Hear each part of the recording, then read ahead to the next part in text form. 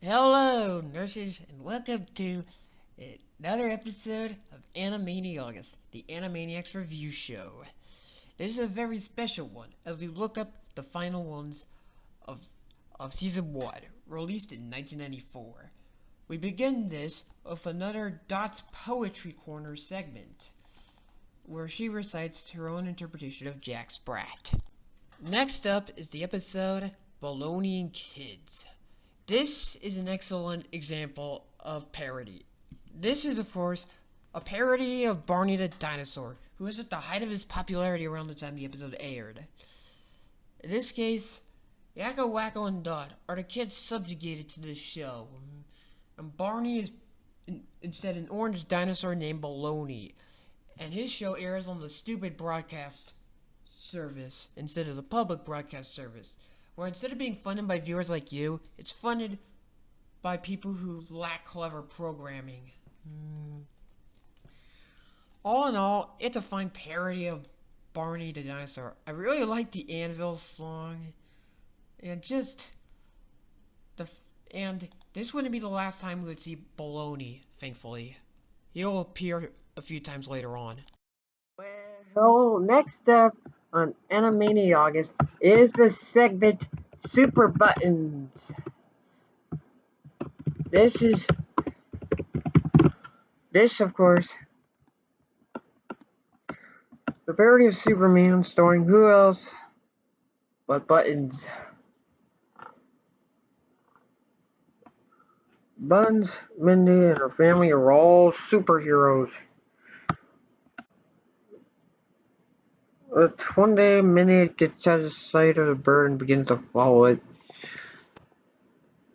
Honestly, yeah, I mean,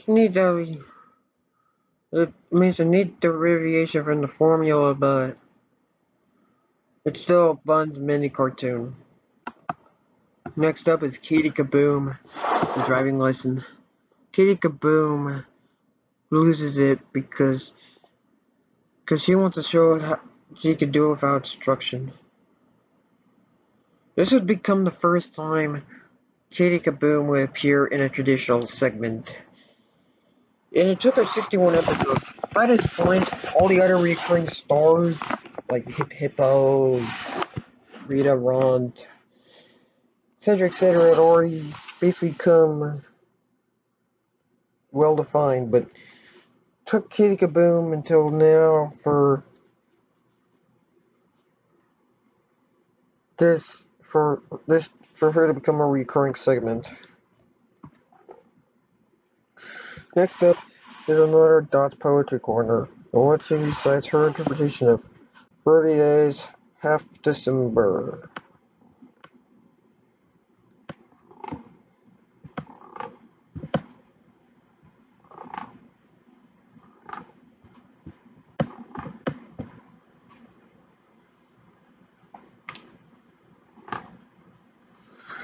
We start off episode 62 with another encounter with Colin, the Randy Beeman kid.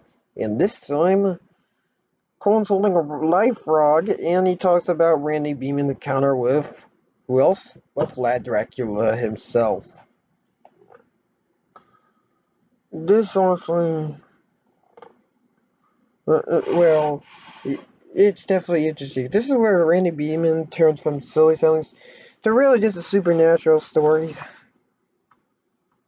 It would have made more sense for the Halloween episode, but whatever. Speaking of make more sense for the Halloween episode,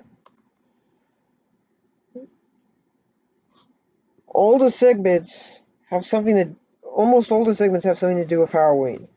Good idea. Going trick or treating on Halloween. Bad idea. Going trick or treating on St. Patrick's Day. Scare happy slappy.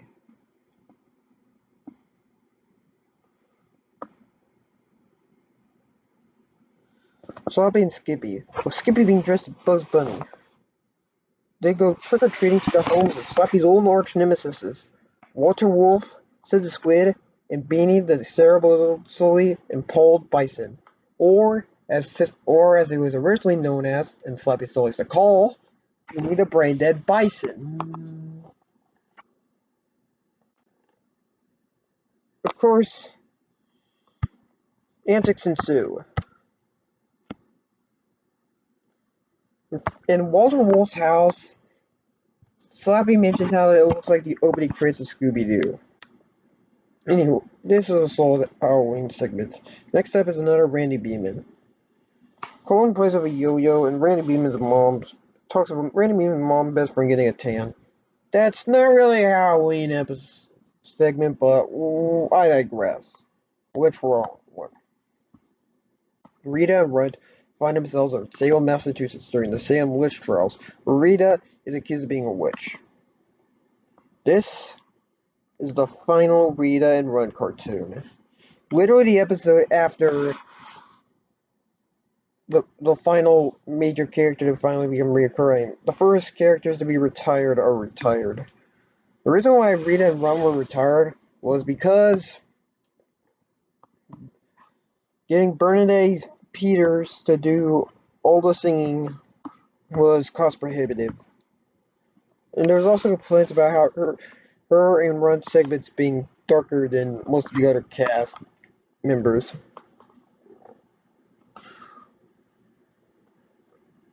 Ron would make some cameos sometimes, with some speaking lines, while Rita would remain mostly silent. Except for one episode we'll get to later. But they would return in, well, yeah, stay tuned for that too. The songs in this movie are parodies of ones in the Disney movie Beauty and the Beast. Next up is another Randy Beeman. It's a scary story about Randy Beeman heard a scratchy noise in his sleep. Macbeth. This is kind of a Halloween cartoon, but slightly less than the others. Macbeth is a classic play by none other than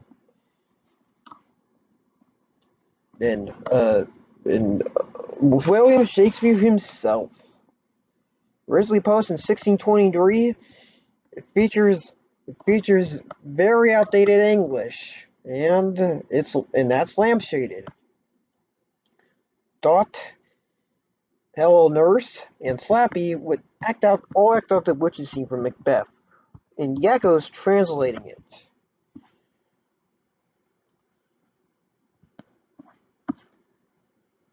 And of course, naturally, the ingredients are all just crazy. Tooth of wolf is a tooth of Walter Wolf's. Tongue of dog is the tongue of Buttons.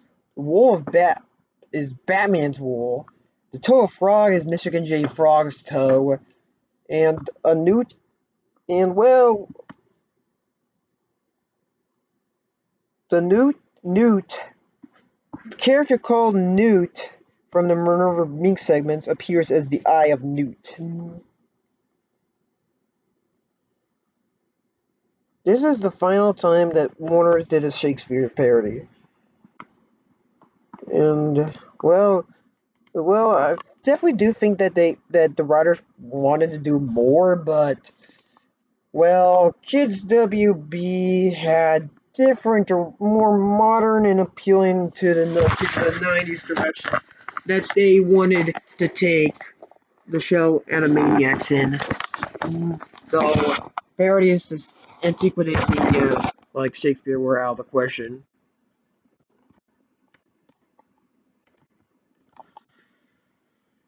Episode 63. For 3, you get egg roll. The title's a pun on the movies. With 6, you get egg roll, but it's not a parody. Pesto accepts his sister's egg, but it rolls over town. Pesto and the other good feathers must retrieve it before Salsa returns and loses her temper.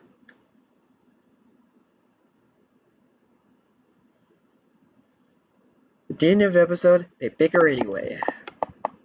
Overall, this is one of the few segments of Good Feathers where they really play up the fact that they're birds.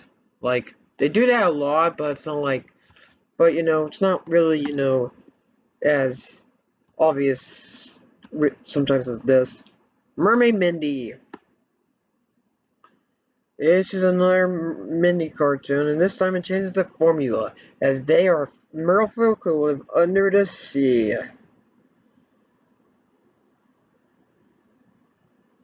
And oh yeah, Mindy's mom in this cartoon is a legally distinct version of Ariel, but that's practically the only interesting thing about it. I just don't really care for those Buns and Mindy cartoons. Katie Kaboom, call waiting.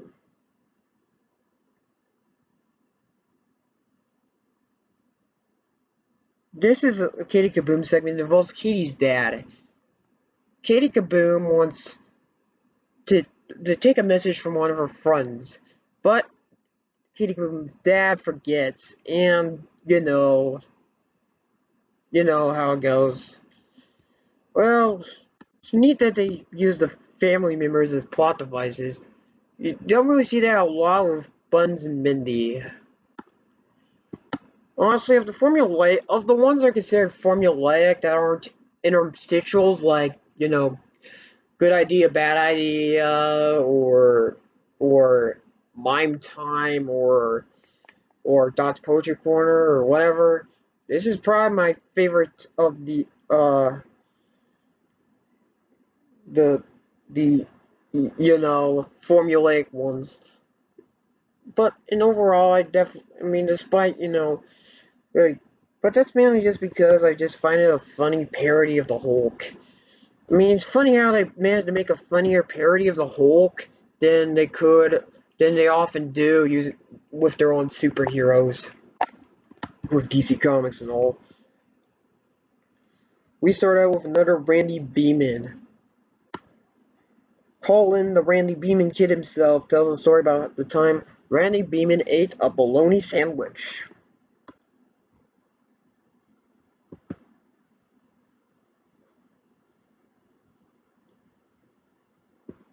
And this episode so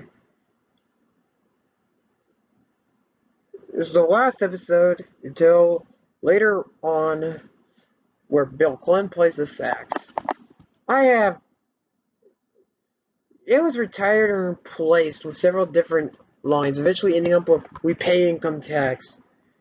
Honestly, I think the reason why I retired was that Bill Clinton, while still years away from the Monica Lewinsky stuff, Bill Clinton, well, Bill Clinton was already becoming more and more generally just divisive among people, especially since he's the first Democrat president in over a decade worth of Republican presidents. So a lot of people who really liked Reaganomics and Bush, what was called Bushonomics before his son took over the fame of the name Bush, really just didn't really like him. Uh, so we continue on to that. So, this chase transition segment begins as they use a coin-operated rock acid mini mart to get away from Ralph, who then uses a coin-operated horse to chase them. The mart's name is called the Pick and Slave, which is a reference to the Pick and Save grocery stores that used to be prominent in the Southwest United States. This is also the final new chase sequence to be used. Another chase sequence would be reused later on in the show. This would be the final one that was created as new. Look at the fuzzy heads. This is a crossover episode. Of course, the thing is that Dr. Scratch's Shift has another patient coming in, coinciding with the Warner session continuing. But that patient happens to be Elmira Duff from Tiny Toons. Of course, Elmira, being Elmira, decides to chase the siblings all throughout the studio. Of course, Yakko gets an idea. He decides to trick Elmira into chasing Mindy, thereby going for the same pain Buns goes through and saving Buns from going after and stuff. This is so, Elmira is so crazy that this is one of the very rare occurrences where the Warner Bros. Will lock themselves in the water tower. And when Elmira's on screen, 4 animal-related tunes play in the background. The Old Gray Mare, the Animal Fair, Oh Where Has My Little Dog Gone, and The Bear Went Over the Mountain. And this is also one of the very few times where Bun isn't in pain. Heck, he's even happy in the end. But it's definitely a rare occurrence. All in all, the biggest problem is that a lot of the cast is just lousy. We all know how lousy Elmira, Buns, and Mindy are. It's disappointing that they couldn't use any better characters. Okay, they would use some of the other cast, but that's a story for another day. For now, I gotta say this episode's definitely a unique concept. They should have just used, they should have just built, had, Buster Bunny and Plucky Duck and stuff, and not Elmira, Buns, and Mindy, and honestly, it's a decent concept, just ruined by a poor cast of characters, in my opinion, so that's my thought. Then we get to yet another Dot's Poetry Corner. This time, Dot Warner is reciting her interpretation of Old King Cole. No face like home. Slappy decides to get an extreme makeover to prepare for a comeback. This is also the last time the original regular use of the original Slappy the Squirrel theme. From there on out, the newer intro, animated by Wing, with an extended song and rebranded as Slappy Skippy, be used. The intro would return one final time later on, but of course this was way later on. Anyway, this is also the last Slappy Squirrel cartoon animated by Tokyo Movie Shinsha. This wouldn't be the last time that Slappy and Skippy were animated by Tokyo Movie Shinsha. As well, it's a big thing. We'll get to that later. And Walter Wolf is, of course, the surgeon, and he decides to butcher the plastic surgery. All in all, it's a fairly sound cartoon, and it's funny, just really funny. Like, the entire reason why Slappy the Squirrel came back was because cartoons have become boring and preachy, and uses an example of a cartoon promoting environmentalism as an example. This, of course, is a reference to Captain Planet, which was on the air around the same time. Oh no, it's a solid parody, and especially in the days of reboots and comebacks, definitely relevant. And then this episode ends with a trio of interstitials. First is a Dot's Poetry Corner, reciting the rather crude poem of Beans, Beans, the Magical Fruit, in this case called Ode to Veggie. Another Colin and Randy Beeman segment, as Colin plays with a toy plane and talks about how Randy Beeman's family party bean dip. That's quite random, but whatever. Of course, we continue to end with another Wheel of Morality. They once again protest doing this, but Yakko reminds them who pays them to stay on the air. The moral of today's story is laver, rinse, repeat. And that was the best they could do in such a short notice. But, of course, there's gonna be big things next.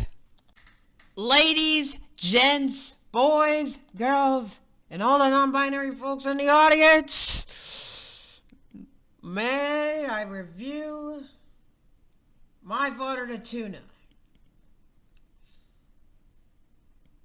which will not be seen tonight, in favor of the Warner's 65th anniversary special. A whole half hour about celebrating the Warner's accomplishments. It tells us the whole scoop from the early days. The Warners were created because Buddy's cartoons were boring. And yeah, it is true. Buddy's cartoons and the original Looney Tunes from the 1930s were actually very boring.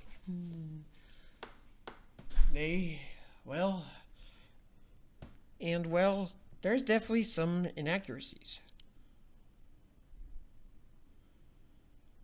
The thing is that Buddy was created in 1933 and not 1929, which was when Bosco was created. And this would actually be his first on-screen appearance since 1935. And yeah, I can see why it took so long for him to come back. And this time, he's the villain.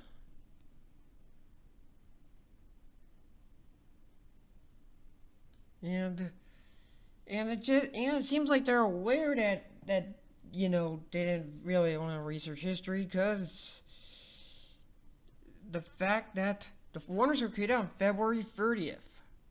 So, which was actually not a real date.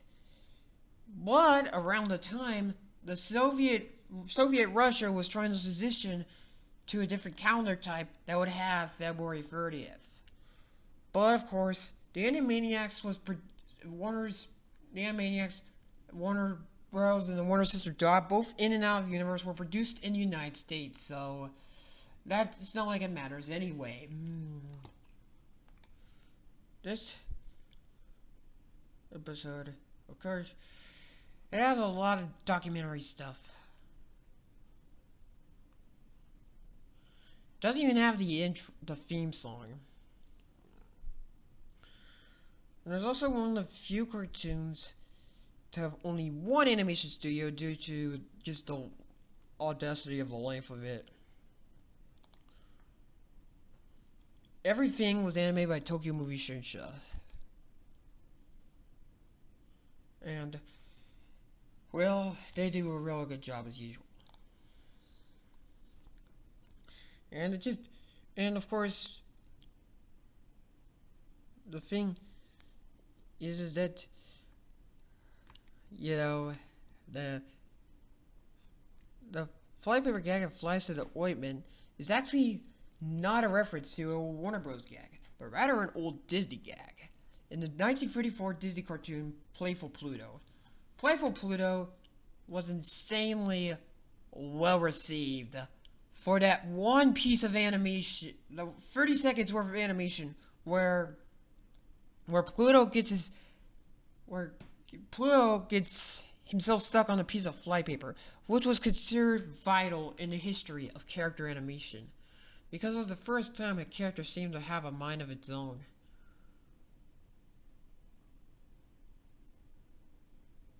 It was also used in the 1941 film Sullivan's Travels.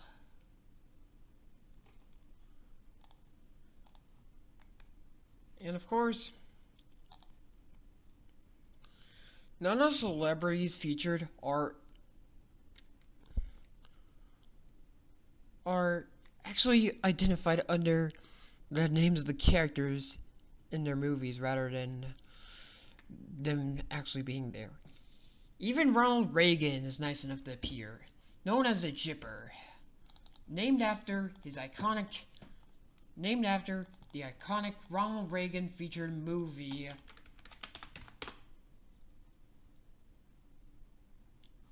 Newt Rockney, All-American, in which And which is the origin for the phrase, when just one for the chipper, which he would use in several of his speeches. And this would arguably be one of Ronald Reagan's most iconic roles just for that line alone, alongside that weird movie where Ronald Reagan trains a monkey or something, but that's not referenced in the episode. Anyway, Bob Hope also appears, but he's not referred to by name. And Betty Davis appears as Baby Jane, funnily enough.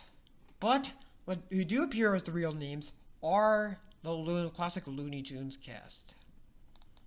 Bugs Bunny, Foghorn Leghorn, Tweety, Porky Pig, Daffy Duck, and Yosemite Sam. And the problem was that really none of these characters were around. Except depending on how you read the story. You could say that Porky Pig and maybe Daffy Duck were around, but Bugs, Foghorn, Tweety, and Yosemite Sam were all created long after they were locked up in the tower. And of course, Chicken Booze appears as Irving Slifty LeBoo, who isn't revealed to be a chicken by other people, but plot still kicks him out anyway. He is a reference to Irving Paul Laser, who is notable for having silence arranged from Cary Grant, Cher, Ernest Hemingway, Madonna, and of course another former president, Richard Nixon.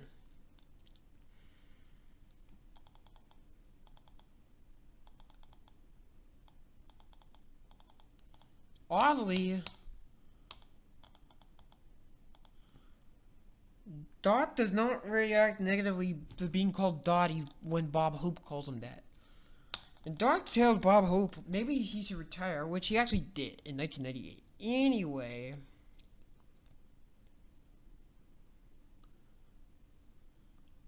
the special villain is actually not really surprising, Buddy.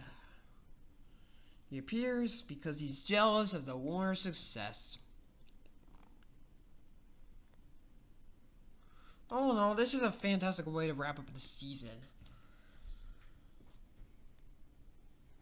With all of the interests that they were created in 1930, and this is special to implied to take place in 1929, as noted in a later episode, it's still a fantastic look at the characters. It's nice seeing. It's one of the few episodes where, Looney Tunes characters appear.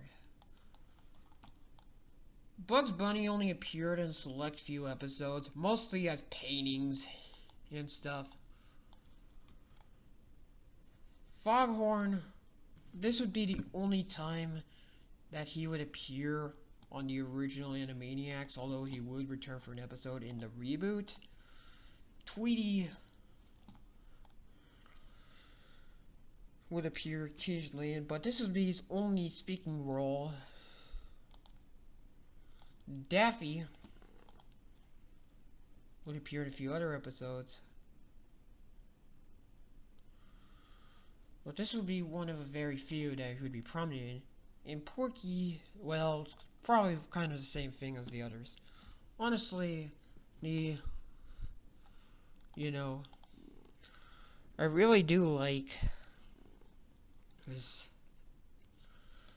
episode, of course. And it's a great it's not the first half-hour episode, but it really is the first one that you could really consider to be special enough. You could really consider to be absolutely special. Especially since it doesn't even have the theme song. There's also a whole lot of stuff in the credits, but I wouldn't spoil the stuff in your credits. Just honestly, just search up the credits on YouTube of the Warner 65th anniversary special and enjoy yourself. Anyway, that's all the time we have for now, so goodbye, nurse.